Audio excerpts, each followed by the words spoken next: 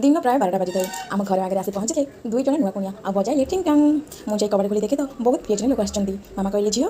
Cold drinks नहीं आसे fridge देखला बेलू कोल्ड ड्रिंक्स तो नहीं मुझे मामा कोल्ड ड्रिंक्स नहीं ना कौन करवा मुझे भाविली गोटे नुआ आइटम करके आज खुआबी किसी कटा काकुड़ी डालिम रस छेना सेव कटा सेव स्वाद अनुसार चीनी आउ ये तो आंब सीजन चलती ना कि आंब आंब फ्यूरी आउ कि घी मुझे बनैली बहुत बढ़िया आइटम बहुत बढ़िया सरबत बनैली फास्ट ये सेव को ये पकईदेवी कि सेव पकईदेली कि काकुड़ी पकईदेली कि डालिम पकईदेली आउ रखाई प्यूरी मत पकईदेली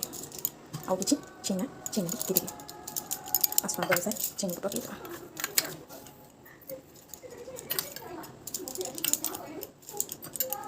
तापर एमती कर आम प्रस्तुत होगला आम प्रस्तुत होगला बहुत बढ़िया शरबत आउ से मैंने पी के कहले थैंक यू।